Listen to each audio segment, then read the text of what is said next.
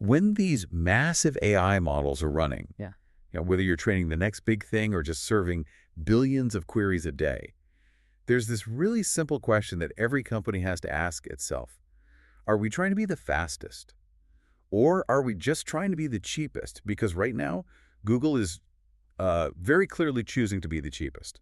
And that whole strategy is their direct shot at NVIDIA's dominance. And welcome to the deep dive. Today, we're digging into the latest intelligence on these new AI infrastructure wars. And it's a really fascinating fight because the goal isn't just about winning on performance benchmarks anymore. It's about making AI compute so cheap that it just becomes the default. Exactly. So first, we're going to unpack that whole cost per token battle. It's Google's very specialized TPUs versus NVIDIA's GPUs that are, everywhere. It's a fight for the very foundation of AI. Yeah, and after we break down that chip war, we've got a really fast-paced segment, some critical security alerts, a look at some surprising new consumer tech. I'm talking translation glasses. And we'll explore some new interactive learning tools that are coming online. And then finally, we're jumping into a huge medical breakthrough. This one is out of Harvard Medical School, a new AI tool called popEVE. And this system is solving these really complex genetic mysteries that, even the big one, AlphaMissense, couldn't quite get right. We'll look at the data, and it's pretty clear this is a huge step forward. So let's start right there with the hardware. Looking at Google versus NVIDIA, the sources we saw make it really clear. Google is completely given up on winning the benchmark race. They're going all in on cost supremacy. That's the pivot. That is the entire strategy. Google's goal is to make AI compute so cheap, so accessible, that other companies almost have no choice but to use Google Cloud. They want to win on price. And the key to their advantage, they own the whole stack. Right, the entire vertical stack, from the chip design itself, the TPUs, all the way to the data centers they run in, and then the software that sits on top of all of it. And that control just gives them this incredible power over pricing. Precisely. If you look at NVIDIA's market right now, a huge chunk of their revenue comes from the margins on their hardware. We hear estimates of, 70% markups on those high-end GPUs? Meanwhile, Google can basically sell its own custom TPUs through Google Cloud at cost, or maybe even below cost. And they can do that because they just make the money back on all the other services that are tied into that cloud ecosystem, or just on pure volume. And this is a total game changer when you look at where the real spending is happening now. Absolutely. The market has shifted so dramatically. 90%, maybe even more, of all the AI spending today. It's not for training the models. That's a one-time cost, basically. Here. Most of the money is for inference. It's running the model every single time a user asks a question. So the main thing that these big cloud customers care about is no longer raw speed. It's not FLOPS, floating point operations per second, which is what training always focused on. Correct. The metric that truly matters now is the lowest possible cost per token, but at a massive scale. And Google has designed the TPU specifically for that one job. Drive the cost of inference down as low as it can possibly go. And this cost advantage is, it's causing real anxiety for NVIDIA. The buzz we're hearing is that huge players, think Meta, Anthropic, they might shift billions of dollars in compute spend over to Google's TPUs. Even if they only move a little bit of that, it could shave, 10% off NVIDIA's AI revenue. That's an earthquake. It is. Now, NVIDIA's defense is strong, but it's entirely about the platform. They immediately come out and say TPUs are locked in, narrow purpose, inflexible. And what's so fascinating is how they use CUA, their software ecosystem, as their shield. CUA is the bedrock of their whole argument. It is. The combination of their GPUs and CUA. Well, it works with almost any model. It handles training and inference, no problem, and it runs everywhere, any cloud or even on-prem. So NVIDIA is fighting a cost war with the platform argument. They're basically saying, we're the default. We're the flexible ecosystem you can bet your whole company on. So if that lock-in argument is so powerful, the fear of getting stuck with one vendor like Google, what's stopping these big players, the Metas and Anthropics, from just sticking with NVIDIA's flexibility for the long term? The massive cost savings. It just incentivizes adopting specialized hardware, even with those lock-in fears. Dollar stock, especially when you're dealing with billions of user queries every day. It's a tough trade-off. Okay, switching gears. Let's hit some rapid-fire updates from the world of AI, starting with security and trust, which this just keeps coming up in all the sources we see. Yeah, we saw a pretty big security alert about ChatGPT user data. And it wasn't OpenAI's main platform that got breached. It was a third-party partner with a sloppy configuration that exposed user data. emails, things like that. And this just brings up such a critical point about the whole AI ecosystem. As we weave these tools deeper into our businesses, our security isn't just about the main company anymore. It's tied to the weakest link in the chain, the partners, the APIs, all the extensions they use. It's a distributed risk. Exactly. Even if you have perfect internal controls, that one API gateway on a partner system can be the point of failure. And honestly, it's something I still wrestle with. Trying to manage security across, a dozen different APIs and platforms. It's incredibly difficult to keep a consistent security posture when you rely on that many outside integrations. That's a really important point.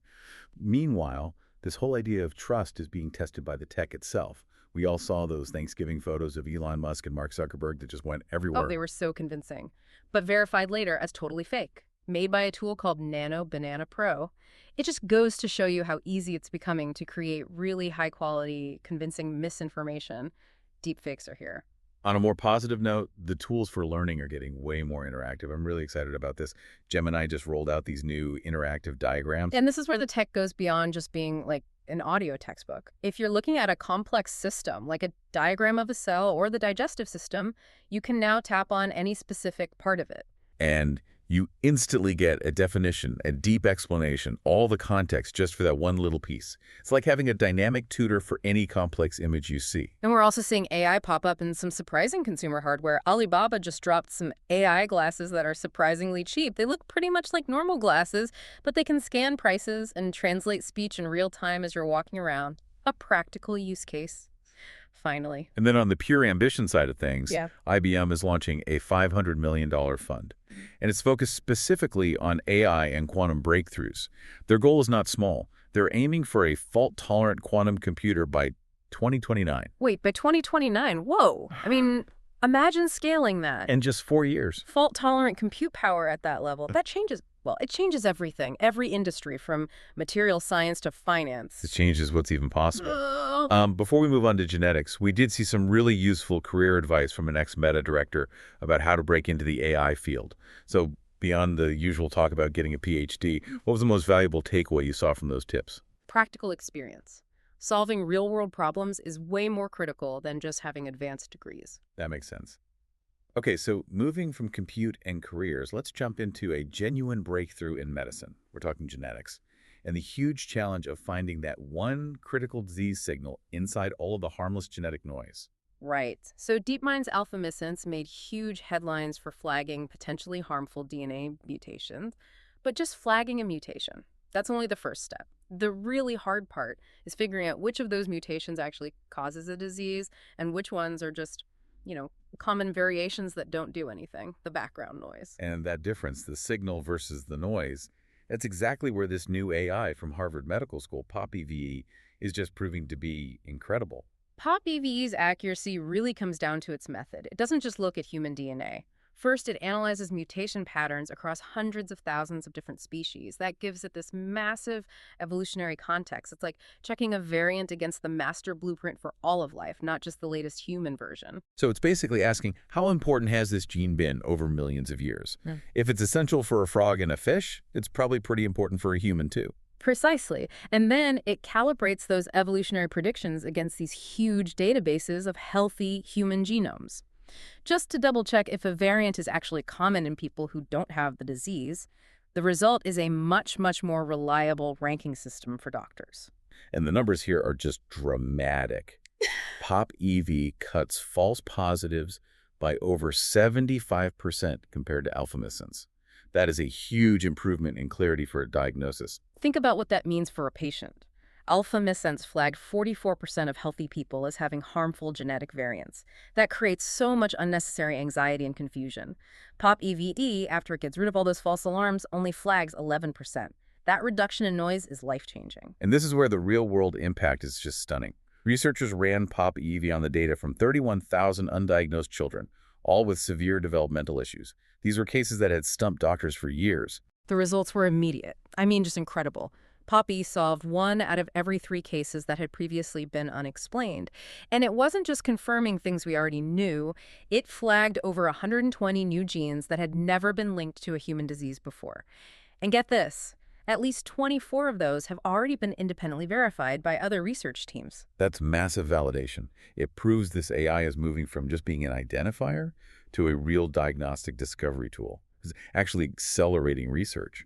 So given how successful popEVE has been with these rare developmental disorders, how quickly do you think this kind of method could be adopted for screening more common hereditary conditions? The high accuracy is going to rapidly accelerate its adoption for broad population screening and for personalized medicine. Wow, this has been a really comprehensive deep dive. We've covered the infrastructure battles, the security landscape, and now the frontier of medicine. Could we quickly recap the big ideas we hit today? The big strategy battle in AI compute. It's not about raw speed anymore. It's about owning the stack and winning on cost. Google is making a massive, very deliberate play for inference supremacy. And as these AI tools get deeper into our lives, our personal security is critically dependent on the reliability of all those third-party partners and APIs, not just the main company. And finally, AI, like popEVE, is moving beyond simple prediction. It's becoming a genuine, verifiable tool for diagnostic discovery. It's drastically cutting down that painful, crucial diagnostic time for families who are dealing with these severe, unexplained illnesses. Which really brings us to our final thought for you to think about. If Harvard's AI can solve 1 in 3 previously unexplained genetic mysteries today, what percentage of major human illnesses, the common ones we all deal with, will be fully explained by these AI models in, say, the next 5 years? That's the question, and that's what's driving all this innovation forward. Thank you for sharing your sources with us for this deep dive. We really encourage you to explore these ideas further. We will catch you on the next deep dive.